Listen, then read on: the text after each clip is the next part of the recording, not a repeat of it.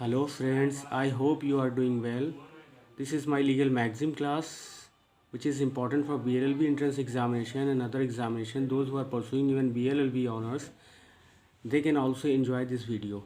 So friend, here legal maxim कुछ मैं आपके सामने बताने जा रहा हूँ, जैसे कि कोवारंटो का मतलब होता है व्हाट इज़ योर अथॉरिटी।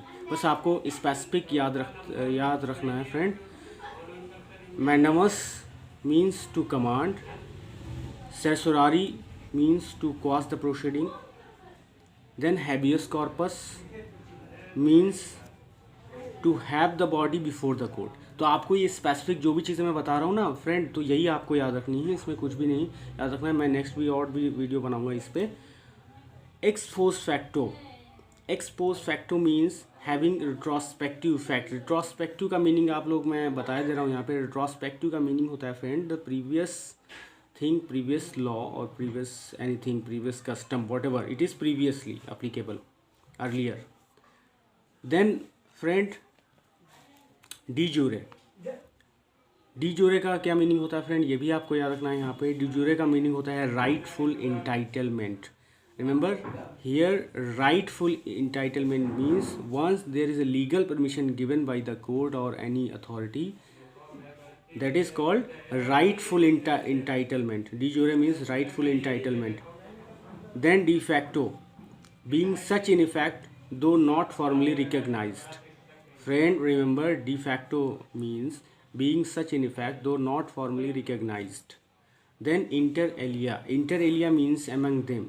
ये आपकी बहुत सारी लीगल मैगजीम्स हैं, लीगल मीनिंग्स हैं जो आपको याद रखनी है फ्रेंड। ये बहुत इंपॉर्टेंट मीनिंग्स हैं, मैंने इनको एक जगह पे कलेक्ट किया है और भी ऐसे ही बता दूंगा फ्रेंड, लेकिन आप लोग इन सबको याद रखिएगा, बहुत केयरफुली आप लोग इनको सुनिएगा इस तरीके से।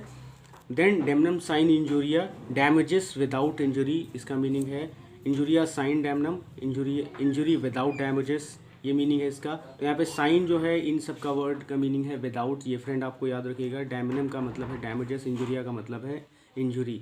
तो ये बहुत सिंपल है फ्रेंड्स। तो आप लोग इस तरीके से मैगजीम्स को याद करने की कोशिश करिए। ये कुछ टर्मिनोलॉजीज हैं, जहाँ भी ये दोबारा रिपीट होंगी तो आपको विदाउट ही आप वहाँ पे मिलेगा।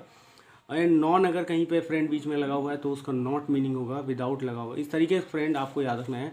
साइन का मतलब भी नॉट ही होता है एक तरीके से, विदाउट है चूँकि, तो यहाँ पर याद रखना है फ्रेंड। लोकल स्टैंडाई की बात करते हैं। Local स्टैंडाई it is actually stand before the court, ये भी आपको फ्रेंड याद रखना है, स्टैंड बिफोर द कोर्ट। तो स्पेसिफिक मीनिंग आपको याद रखना है फ्रेंड। लेक्स फोरी की बात करें, लेक्स फोरी का मतलब होता है लॉ ऑफ द कंट्री, या जिस कोर्ट में आप हैं वहाँ का लॉ, उस तरीके से। तो आपको इस तरीके से लेक्स लोकी की मीन्स लोकल लॉ की बात कर रहे हैं यहाँ पे, लोकल लॉ या लॉ ऑफ द लैंड, इस तरीके से बात कर सकते हैं, लेकिन ये स्पेसिफिकली लोकल लॉ पे अप्लीकेबल होता है फ्रेंड, लेक्स लोकी। लाइक हमारा एविडेंस जो है लेक्स फोरी है, नॉट इट इज़ लेक्स लोकी। तो लेक्स फोरी है इंडियन एविडेंस एक्ट, वही इंडियन एविडेंस एक्ट का जहाँ पे आप होंगे उसी कंट्री का वहाँ पे लॉ अप्लीकेबल होगा, ये याद रखना है आपको फ्रेंड। डबल ज्योपर्डी की बात करते हैं फ्रेंड। ये बहुत इंपॉर्टेंट टर्म है डबल ज्योपर्डी, क्योंकि ये ऐसे टर्मिनोलॉजीज हैं फ्रेंड जो लगभग लोगों को याद नहीं रहते हैं, पता नहीं चलते हैं। तो मैं यहाँ पे आपको बता रहा हूँ फ्रेंड, ये आप लोग याद रखिएगा। एक्चुअली इसका मीनिंग होता है द प्रोसिक्यूशन और पनिशमेंट। एक्चुअली प्रोसिक्यूशन जो किसी बंदे को कोई पनिशमेंट मिलता है या दिया जाता है, एक बार मिल चुका है, द प्रोसिक्यूशन और punishment of a person twice for the same offence. एक ही ऑफेंस के लिए दोबारा उसको पनिश नहीं किया जा सकता। ऑलरेडी अगर सपोज़ किसी ने मर्डर किया है तो दोबारा से वो मर्डर कर देता है, उसको ऑलरेडी मिल चुका है लाइफ कन्विक्ट, अब उसको उसी ऑफेंस के लिए फिर से सज़ा नहीं दी जा सकती दो बार। तो ये फ्रेंड आपको याद रखना है।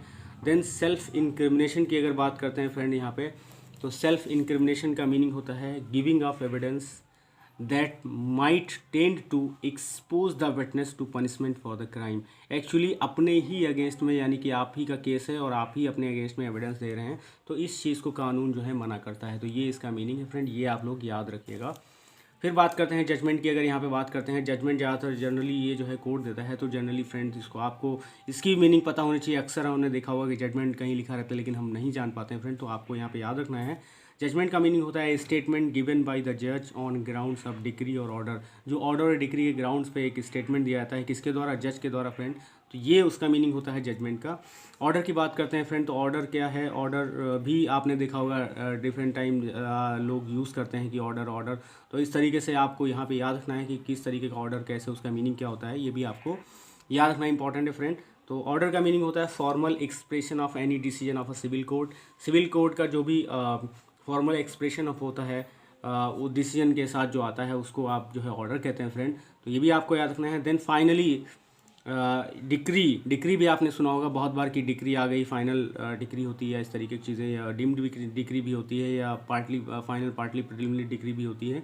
बहुत सारी डिक्रीज होती हैं फ्रेंड। जब मैं लीगल की क्लास लूँगा तो वहाँ पे आपको बताऊँगा। फिलहाल मैं लीगल मैक्सिम के फॉर्म में इसको बता रहा हूँ। डिक्री का मीनिंग होता है formal expression of an adjudication. Adjudication का मतलब होता है already decided, the case which has already decided. तो डिसाइड हो चुका है, एडजुडिकेट हो चुका है, उसका मीनिंग ये। तो एडजुडिकेशन का भी मीनिंग आपको यहाँ पे पता चल गया। एडजुडिकेशन का मतलब होता है डिसाइडेड। तो डिसाइडेड आपको याद रखना है। यहाँ पे एडजुडिकेशन का मीनिंग होता है डिसाइडेड फ्रेंड। तो ये सारी चीज़ें मैंने आपको बता दी, सारी लीगल मैक्सिम्स आपको बता दी। I hope you are enjoying this video and ये आपके लिए बहुत बेनिफिशियल है फ्रेंड। आप लोग इसको बार बार रिपीट करिएगा और अपने एक जगह एक डायरी बना लीजिए, वहाँ पे इसको लिखते रहिए। तो फ्रेंड और हमारे चैनल सनसाइन को सब्सक्राइब करिए, शेयर करिए, कमेंट करिए फ्रेंड, और लाइक करिए। आपके लाइक, आपके कमेंट्स हमें मोटिवेट करेंगे, मैं और वीडियो बनाऊंगा फ्रेंड्स। और आप बताते रहिए कमेंट करके कि और उसमें क्या रिफॉर्म करने की ज़रूरत है फ्रेंड, तो मैं उसको सीरियसली लूँगा। तो friend thank you for watching this video.